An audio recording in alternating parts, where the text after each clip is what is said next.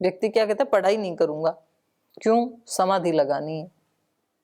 तो तू पहले अपने चित्त को पढ़ाई में एकाग्र करके दिखा, तो फिर तो तेरा चित्त एकाग्र करना आ गया तो समाधि भी लगा लेगा। और यदि यहाँ चित्त एकाग्र नहीं हो रहा है तो वहां हो ही जाएगा, इसकी क्या गारंटी है, तो वहां भी नहीं होगा फिर। तो कहीं भी किसी भी विषय में, इसलिए महापुरुषों ने क्या कहा, जागो। जागने का मतलब क्या है, जब जो काम करो उसी में अपने चित्त को एकाग्र करने का अभ्यास करो। स्नान कर रहे हैं तो पानी के साथ बात करो। जल जो है वो सजीव वस्तु है भगवान की, जैसे हमारे शरीर आदि सजीव की तरह से हैं, ऐसे जल जो है उसका एक एक जो वो क्रिस्टल है, एक तो जल पृथ्वी से 3 गुना ज्यादा है वैसे भी, और हमारे शरीर में भी ज्यादा है। और हमारा जो मस्तिष्क है उसका कितने ग्राम वजन है भाई, 800-900 ग्राम, कितना ग्राम वजन है, लगभग 800-900 ग्राम वजन। तो उसमें भी पानी की ही मात्रा ज्यादा है। तो जो हम पानी पीते हैं ना, उसका बहुत ज्यादा प्रभाव हमारे मस्तिष्क के ऊपर पड़ता है। और जिस भाव से आप पानी को पीते हैं ना, वो तुरंत वैसे रिएक्शन करता है। इंजेक्शन भी किसी को देते हैं तो एक तरह का पानी तो है।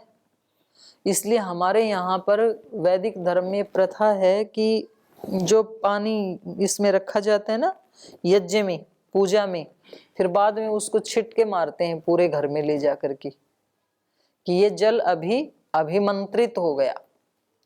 और गांव में बोलते हैं मतरा हुआ पानी। मतरा हुआ मतलब अभिमंत्रित किया हुआ। जो उस पानी को बोला गया है ना, वो सारे गुण उस पानी में आ जाते हैं, बहुत जल्दी आते हैं। अन्न में भी आते हैं, इसलिए तो अन्न आते ही हम अन्न पते अन्न से नोदे मंत्र बोलते हैं ना। अन्न से भी ज्यादा जल्दी जल में आते हैं। इसलिए जब भी पानी पिए, स्वस्ति वाचन में, शांतिकरण में आपने सन्न औषधय संतु, शन्नो देवी रभिष्टय आपो भवन्तु पीतये, ये सारी चीजें जिस भाव से आप उस जल का प्रयोग करेंगे वो तुरंत जाके वो काम करेगा। यदि आपने 1 गिलास पानी पीते समय ये भाव किया कि आप तो शीतलता के स्वभाव वाले हो, शीतल गुण से युक्त हो, और आप मेरे अंतःकरण को भी शीतल कर देना, तो वो व्यक्ति का चित्त शीतल हो जाएगा। कोई करके देखे, महीना 20 दिन, वो बहुत जल्दी पकड़ता है आपके भाव को जल। तो इसलिए हर पूजा में जल को रखा जाता है। और उसके बाद वो जो जल है उसको या तो सूर्य को दिया जाता है, या तो तुलसी को देते हैं, या तो घर में छिड़कते हैं, या तो स्वयं पीते हैं। और हम किसी भी पद्धति से हम पूजा पाठ करते हैं, जल का प्रयोग जरूर किया जाता है। वैदिक पद्धति से करेंगे तो पहले आचमन, फिर अंग स्पर्श। तो ये तो महर्षि दयानंद तो बड़े तार्किक व्यक्ति थे ना, तो उन्होंने कम से कम वो तो, यदि इसका साइंटिफिक रीजन नहीं होता तो ये अंग स्पर्श आदि ये सब नहीं करते वो, लेकिन इसका साइंटिफिक रीजन है। तो किसी भी रूप में जल का प्रयोग जरूर किया जाता है। तो हमारे पूर्वजों ने बताया, सुबह सुबह उठ के जब पानी पियो तो मंत्र पाठ करके तब पानी पीना, आपो हिष्ठा मयो भुवस्ता। जब खाना खाओ तो भी मंत्र पाठ करना। तो ये मंत्र पाठ क्या है, चित्त को एकाग्र करना उस क्रिया में। चाहे खाना खा रहे हैं, पानी पी रहे हैं, व्यायाम कर रहे हैं, प्राणायाम कर रहे हैं। कल आपने सुना ना, वो सीएम साहब बोल रहे थे कि जब भस्त्रिका करता हूं तो ये भाव, और ये महाराज जी बोलते हैं ये भाव। अब कोई पकड़ता है, कोई नहीं पकड़ता है। तो चित्त को एकाग्र करने का तरीका क्या है, जब जो काम करे उसी में अपने चित्त को एकाग्र करने का व्यक्ति अभ्यास करे, तो उपासना में फिर अपने आप ही एकाग्र हो जाएगा। और यदि पूरे दिन भर अभ्यास नहीं किया तो उपासना में बैठ करके फिर ये अंतराय बाधा डालेगा, अलब्ध भूमिकत्व। कर्नाटक वाले स्वामी ब्रह्मदेव जी कहा करते, बोले 1 घंटा ध्यान करने के लिए 23 घंटा तैयारी करनी पड़ती है। अगर 23 घंटा तैयारी नहीं की तो आप 1 घंटा ध्यान कर नहीं सकते हैं। फिर तो आपको 23 घंटे जागरूक रहना पड़ेगा। यहाँ तक कि सोते हुए भी 23 घंटे की में तो नींद भी आ गई ना, तो आपकी नींद भी कैसी होनी चाहिए? योग निद्रा होनी चाहिए। आपकी विचलित छिछली नींद है यदि, तो आप ध्यान नहीं लगा पाएंगे। फिर आपको पूर्ण तृप्तता से भर देने वाली नींद होनी चाहिए, इतनी गहरी नींद कि उठें तो बहुत हल्के, बहुत प्रसन्न चित्त। और यदि आप थके थके उठे हैं, शरीर में कहीं दर्द है और सोने की इच्छा है अभी, तो इसका मतलब आपकी नींद ठीक नहीं थी। यद्यपि आप बिस्तर पे तो 6 घंटा रहे या 5 घंटा रहे, पर आप 5-6 घंटा सो ही नहीं रहे थे, कुछ और भी चल रहा था आपके मन में। इसलिए आपके अंग अभी भारी हैं, आपका मन भी अभी भारी है, रिलैक्स हुआ नहीं, तो वो बाधा डालेगा। तो ये बहुत बड़ा अंतराय है। अलब्ध भूमिकत्व, व्याधि भी नहीं है, आलस्य प्रमाद भी नहीं है, बैठे भी हैं आसन में, फिर भी ध्यान का लाभ नहीं हो रहा, फिर भी आगे गति नहीं हो रही है। तो क्यों नहीं हो रही है?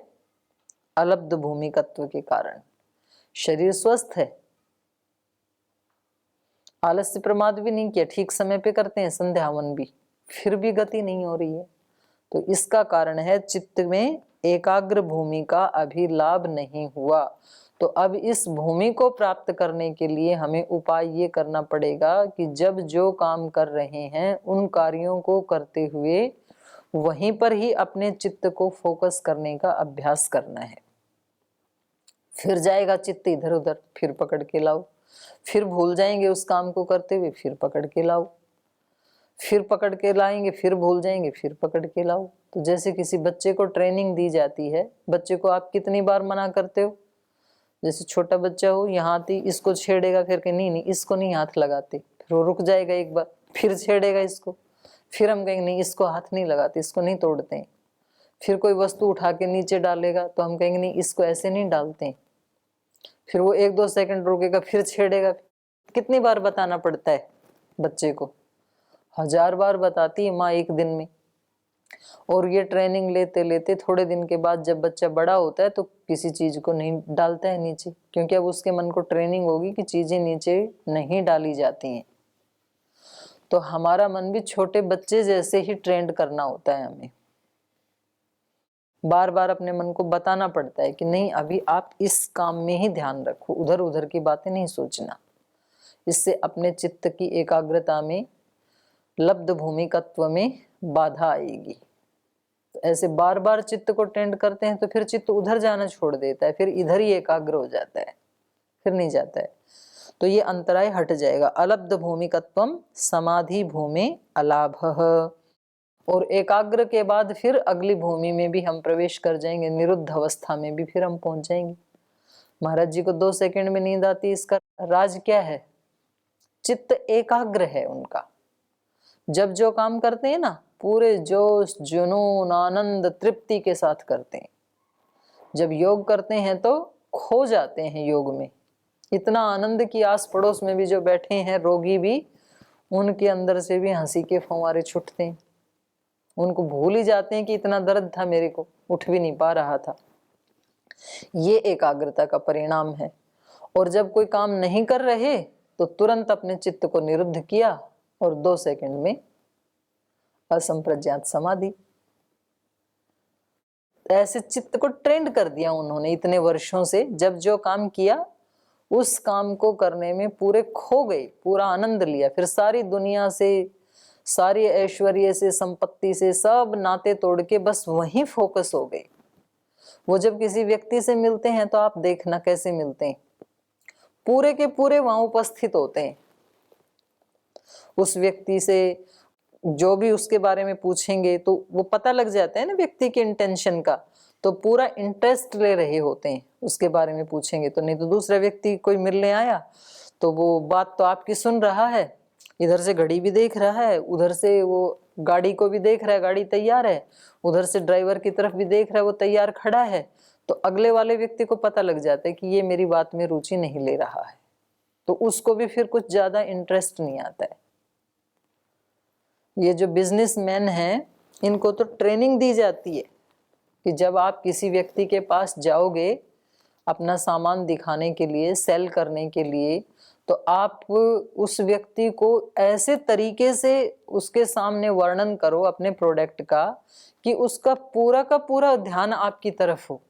नहीं तो कभी क्या होता है, उसने दरवाजा तो खोल दिया, वो आपकी जान पहचान वाला था, उसने आपको बिठा भी लिया, पर यदि उसका चित्त एकाग्र नहीं, वो आपकी बात ध्यान से नहीं सुन रहा है, तो वो कभी भी आपका ग्राहक नहीं बनेगा, आप खाली हाथ आओगे।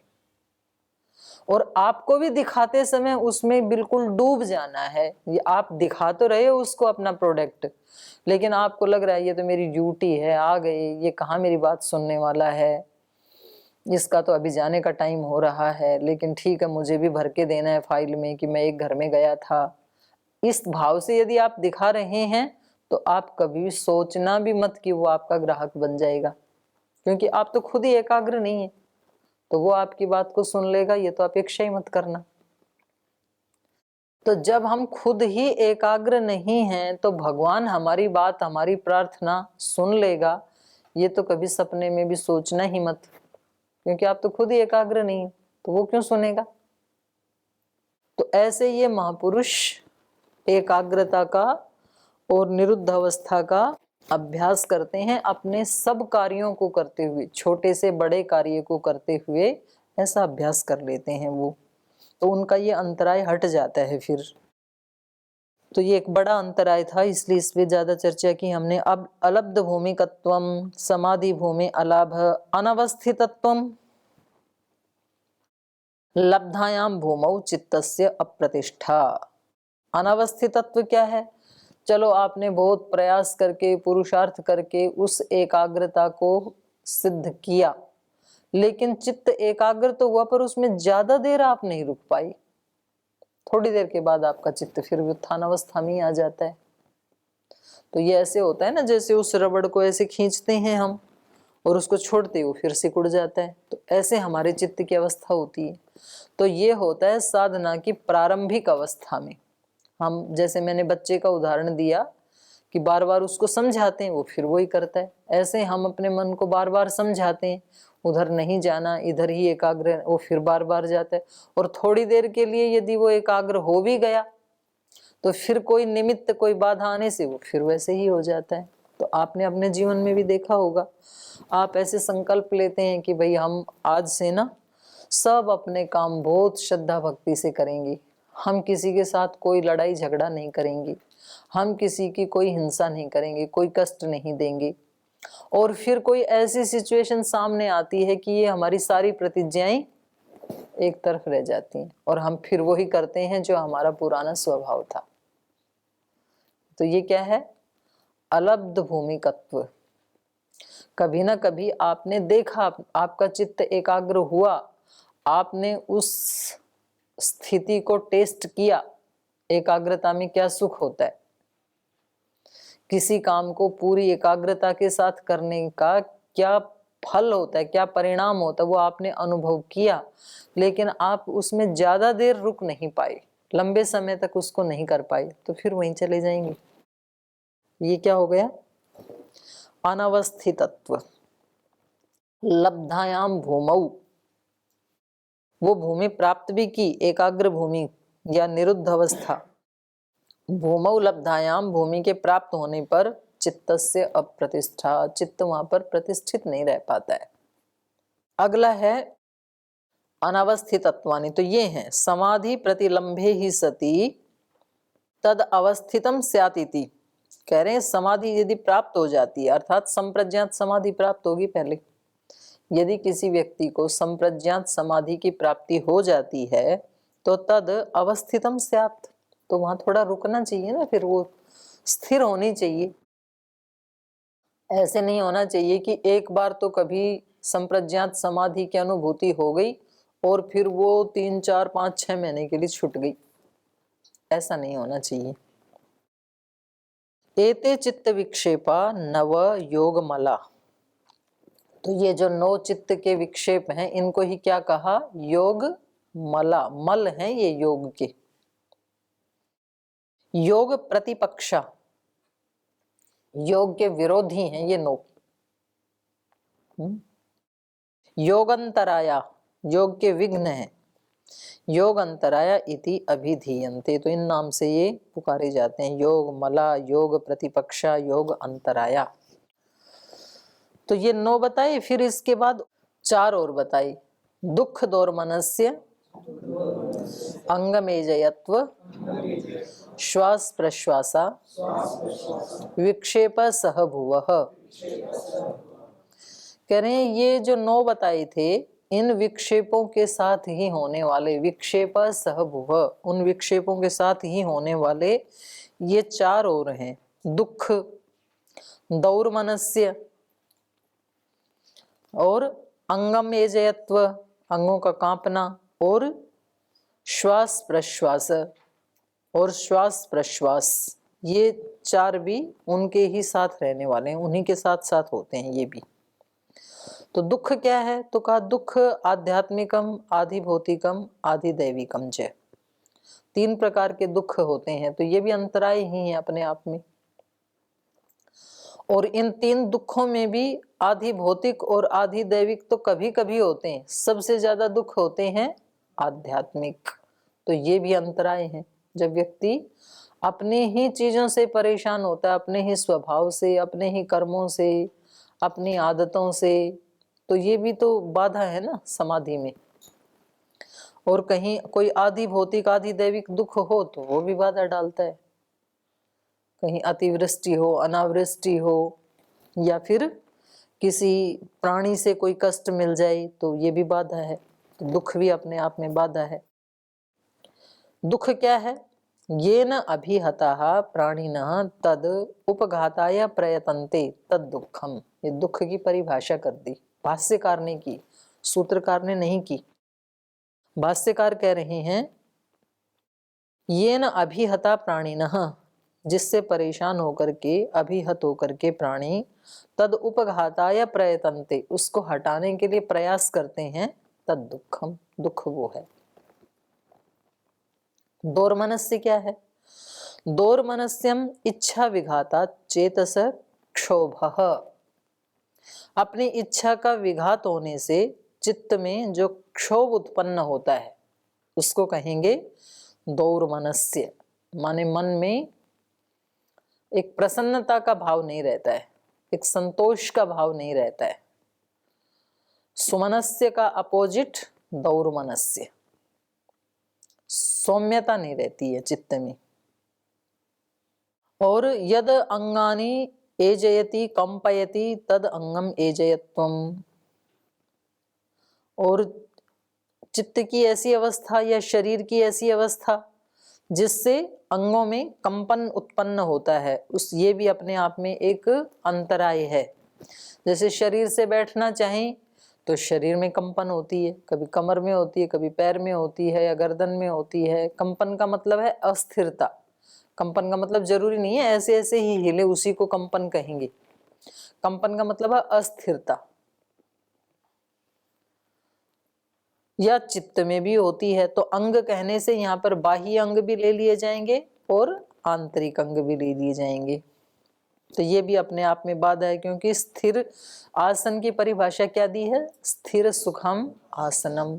और आसन पहले जमे तो फिर आगे प्राणायाम, प्रत्याहार, धारणा, ध्यान, समाधि तक की यात्रा हमारी पूरी हो। और यदि आसन ही डोल रहा है तो फिर आगे कैसे पहुंचेंगे? तब तो हम यहीं रह जाएंगे आसन में ही। तो ये भी अपने आप में एक बाधा है। और श्वास प्रश्वास के बारे में, प्राण किसको कहते हैं? यद बाह्यम वायुम आचमति स श्वास। जो बाहर से हम वायु को अंदर लेते हैं, प्राण अंदर लेते हैं, उसको तो श्वास कहा यहाँ पर। और यद कोष्ठम वायु निस्सारयति स प्रश्वास।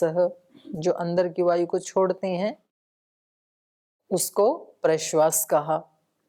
तो श्वास अंदर जा रही है, बाहर निकल रही है, तो अंदर जाने वाली श्वास, बाहर आ रहा है उसको कार्बन डाइऑक्साइड जो छोड़ने उसको प्रश्वास। एते विक्षेप सह भुवः। तो ये विक्षेप भी उनके साथ साथ होते रहते हैं। विक्षिप्त चित्तस्य एते भवन्ति। और ये सारे के सारे अंतराय किसमें होते हैं? विक्षिप्त चित्त में होते हैं।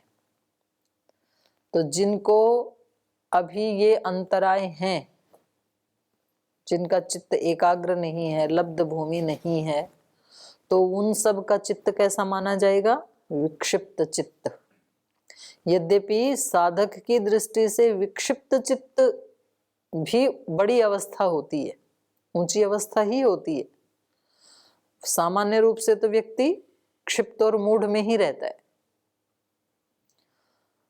पर विक्षिप्त अवस्था से भी आगे फिर एकाग्र अवस्था, ये फिर बहुत ऊंची साधना की बात है। नहीं तो सामान्य रूप से ये सारे जिसमें आते रहते हैं जाते रहते हैं, तो ये विक्षिप्त अवस्था के उदाहरण हम सब बन जाएंगे। हम सब के चित्त की स्थिति अभी कैसी है? विक्षिप्त। तो कभी कभी हम अच्छी चीजें सोचते हैं, करते हैं, कार्यों को ठीक से करते हैं, कभी कभी ठीक से नहीं करते हैं। ये चित्त की विक्षिप्त अवस्था है। विक्षिप्त चित्तस्य एते भवन्ति, समाहित चित्तस्य एते न भवन्ति। चित्त को जिनको समाहित करना आ गया, उनके जीवन में ये अंतराय कभी नहीं आएंगे। न व्याधि, न स्त्यान, न संशय, प्रमाद, आलस्य, अलब्ध भूमिकत्व, अनवस्थितत्व, दुख, दौर्मनस्य, अंगमेजयत्व, श्वास प्रश्वास की अस्थिरता, ये अंतराय समाहित चित्त व्यक्ति के जीवन में कभी देखने को नहीं मिलेंगे। तो ऐसे तो फिर योगी होते हैं, उनके जिनके जीवन में ये चीजें देखने को नहीं मिलती हैं। तो वो कैसे बने योगी? चित्त को समाहित करके, चित्त को एकाग्र करके। अथ एते विक्षेपाः समाधि प्रतिपक्षः ताभ्याम एव अभ्यास वैराग्याभ्याम निरोधव्याः। अब बात ये उठती है कि इनको रोकें कैसे? ये चित्त के जो विक्षेप हैं, इनको हमने जान तो लिया और इनको हमने ये भी पहचान लिया कि ये हमारे जीवन में हैं। अब इनको हम रोकें कैसे, हटाएं कैसे? तो कह रहे हैं इनके लिए भी वही अभ्यास और वैराग्य के द्वारा ही इनका निरोध किया जा सकता है। तत्र अभ्यासस्य विषयम उपसंहरन् इदम आह। तो वो अभ्यास वाला जो विषय था उसका उपसंहार करते हुए ये कह रहे हैं अगला सूत्र। तो सूत्र बोलिए, तत्प्रतिषेधार्थम एक तत्वाभ्यासः। तत्प्रतिषेधार्थम, उन विघ्नों को प्रतिषेध करने के लिए, रोकने के लिए, दूर करने के लिए एक तत्व का अभ्यास करना चाहिए। विक्षेपे प्रतिषेधार्थम एक तत्व आलंबनम चित्तम अभ्यसेत। उन विक्षेपों का प्रतिषेध करने के लिए एक तत्व का आलंबन, चित्तम अभ्यसेत, चित्त को अभ्यस्त करें। एक तत्व के आलंबन के लिए, एक ही तत्व का आलंबन लेने के लिए अपने चित्त को अभ्यस्त करें। चित्त का ऐसा अभ्यास बनाएं कि वो किसी एक तत्व का आलंबन लेकर के ही सब काम करे, ऐसा बनाएं चित्त को। यस्य तु प्रत्यर्थ नियतम प्रत्यय मात्रम क्षणिकम च चित्तम तस्य सर्वमेव चित्तम एकाग्रम नास्ति एव विक्षिप्तम।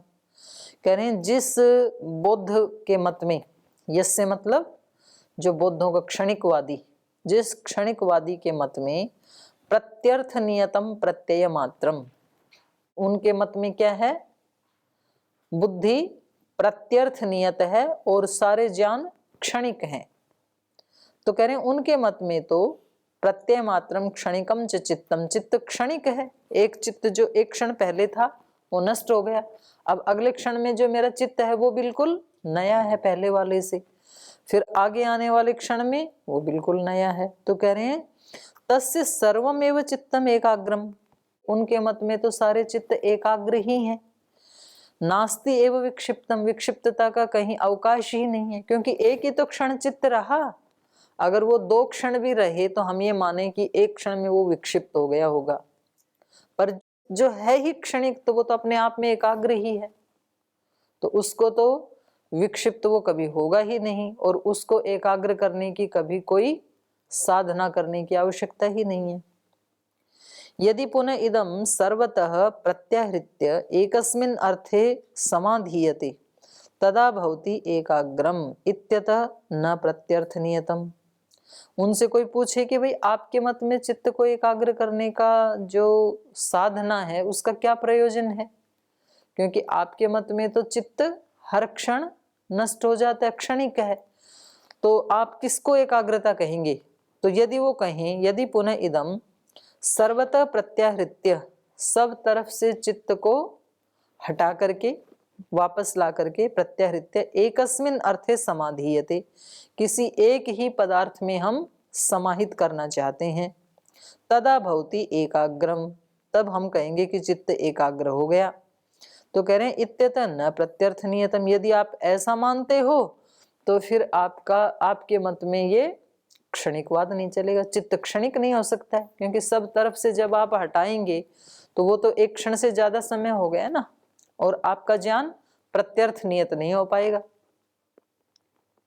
तो ये दोष आएगा। योपि सदृश प्रत्यय प्रवाहेण चित्तम एकाग्रम मन्यते तस्य एकाग्रता यदि प्रवाह चित्तस्य धर्म तद एकम नास्ति प्रवाह चित्तम क्षणिकत्वात्। और यूं कहें कि नहीं है तो क्षणिक ही, लेकिन वो क्षणिक होते हुए भी सदृश प्रत्यय प्रवाह वाला है। जैसे दीपक की जो लो निकलती है वो है तो क्षणिक, हर पल नई लो निकलती है, वो ऊपर चली जाती है दूसरी आ जाती है उसकी जैसी। या पानी का जो प्रवाह है, हर पल वो पानी आगे बह गया, वैसा ही दूसरा पानी आ गया, गंगा आदि का, नदी आदि का प्रवाह। तो वो देखने में हमें क्या लगता है? सदृश प्रत्यय प्रवाह, वो बना रहता है। तो इसी को हम एकाग्र कहते हैं कि जैसा इस क्षण का हमारे चित्त में ज्ञान था वो तो नष्ट हो गया, और उसके जैसा ही बिल्कुल फिर दोबारा दूसरे क्षण में आ गया, उसका जैसा ही तीसरे क्षण में आ गया। तो इसको हम क्या कहेंगे? एकाग्रता। योपि सदृश प्रत्यय प्रवाहेण, सदृश ज्ञान के प्रवाह रूप चित्तम एकाग्रम मन्यते, उस चित्त को हम एकाग्र मानते हैं, ऐसा कहें। तो कह रहे हैं तस्य एकाग्रता, तो उनके मत में एकाग्रता यदि प्रवाह चित्तस्य धर्म, ये प्रवाह यदि चित्त का धर्म है, तद एकम नास्ति प्रवाह चित्तम क्षणिकत्वात्। तो कह रहे हैं तब तो फिर ये एक नहीं होगा प्रवाह, क्योंकि प्रवाह या चित्त तो एक ही है ना। ये क्या कह रहे हैं कि एक ही जैसे ज्ञान का जो प्रवाह है उसको हम क्या कहेंगे? एकाग्र चित्त। तो बोले वो चित्त एक तो नहीं है ना भाई, उसमें तो अलग अलग पानी आ रहे हैं, अलग अलग दीपक की लो आ रही है, तो ऐसे यहाँ चित्त तो अलग अलग हैं। तो आप किस चित्त को एकाग्र कहेंगे? क्योंकि एक चित्त जो एक क्षण पहले था वो तो नष्ट हो गया, और दूसरे क्षण में उसका जैसा ही आया, फिर वो भी नष्ट हो गया। तो कोई एकाग्र होने के लिए तो कोई एक होना चाहिए ना, एक तो है ही नहीं कोई चित्त। तो ये वही कह रहे हैं, यदि प्रवाह चित्तस्य धर्मः तद एकम नास्ति, तद एकम नास्ति प्रवाह चित्तम क्षणिकत्वात्, क्योंकि ये चित्तों का जो प्रवाह है ये क्षणिक होने के कारण फिर एक चित्त नहीं है। अतः प्रवाह अंशस्य एव प्रत्यय धर्मः स सर्वः सदृश प्रत्यय प्रवाही व विसदृश प्रत्यय प्रवाही व प्रत्यर्थ नियतत्वात् एकाग्र एव इति विक्षिप्त चित्त अनुपपत्ति। और यदि कह रहे हैं प्रवाह अंशस्य एव प्रत्यय धर्मः, उस प्रवाह का, चित्तों का एक प्रवाह चल रहा है, एक चित्त तो उत्पन्न हुआ नष्ट हो गया, फिर वैसा ही चित्त उत्पन्न हुआ वो भी नष्ट हो गया, फिर तीसरा हुआ, तो ये क्या है? एक ही सदृश चित्तों का प्रवाह। तो उनमें से जो सबसे लास्ट वाला है वो उन चित्त प्रवाह का एक अंश है। या जो जल बह रहा है इस समय वर्तमान में हमारे सामने जो जल है वो उस प्रवाह का एक अंश है, और इसी को हम एकाग्र कह रहे हैं। अथ प्रवाह अंशस्य एव प्रत्यय धर्मः, प्रवाह का जो एक अंश है वही इस एकाग्र चित्त का धर्म है। तो तब तो सर्व सदृश प्रत्यय प्रवाही व विसदृश प्रत्यय प्रवाही व, तो बोले फिर तो वो सदृश प्रत्यय प्रवाह वाला हो या विसदृश हो, माने एक क्षण पहले जो चित्त नष्ट हो गया वो तो हो गया नष्ट, अब दूसरा उसके जैसा ही आया, उसको हम क्या कह रहे हैं? एकाग्र चित्त। प्रवाह के एक अंश को हम एकाग्र चित्त कह रहे हैं। तो जब आप एक अंश को ही पकड़ रहे हैं तो इसके आगे पीछे वाले जो अंश थे वो भले इसके सदृश हों या असदृश हों, क्या फर्क पड़ता है? भाई कोई लिंक नहीं है ना इसके साथ आगे पीछे वालों का, तो आपको सदृश कहने की भी जरूरत नहीं है यदि एक अंश को ही आप एकाग्र कह रहे हैं तो। समझ में आ रहा है? प्रवाह बह रहा है ना, तो इन्होंने क्या कहा कि वो एक जैसा प्रवाह चित्तों का चल रहा है और उसमें से एक जैसा चल रहा है, इसको तो आप एकाग्र नहीं कह सकते हैं क्योंकि सब अलग हैं, प्रत्यर्थ नियत है ना सब, पूरे उसके एक अंश को ही हम एकाग्र कहेंगे। जल का प्रवाह है, उसमें से कोई एक जल का कण उठाया और उसको हमने कह दिया एकाग्र, तो बोले फिर तो आपको सदृश विशेषण लगाने की भी जरूरत नहीं है क्योंकि जो एक अंश उठाया है इसका संबंध न तो आगे वालों के साथ है जो नष्ट हो चुके, ना पीछे वालों के साथ है जो आने वाले हैं, तो फिर ये भी कहने की जरूरत नहीं है कि सदृश प्रवाह। ठीक है, वही कह रहे हैं। तो कह रहे हैं सदृश प्रत्यय प्रवाही वा विसदृश प्रत्यय प्रवाही वा प्रत्यर्थ नियतत्वात् एकाग्र एव।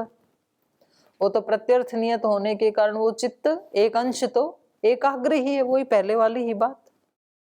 इति विक्षिप्त चित्त अनुपपत्ति, तो आपके मत में तो विक्षिप्त चित्त होगा ही नहीं क्योंकि हर चित्त कैसा है? क्षणिक है, और जो क्षणिक है वो एकाग्र ही है अपने आप में, तो विक्षिप्त होगा ही नहीं, तो एकाग्र किसको करेंगे? तो ये आगे का जो है फिर अब समय हो गया, इसको कल पूरा करेंगे, तो इसके ऊपर आप थोड़ा सा विचार भी करके आए।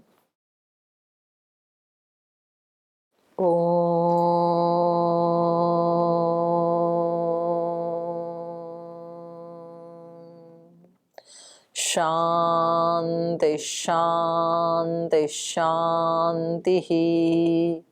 श्री गुरुभ्यो नमः।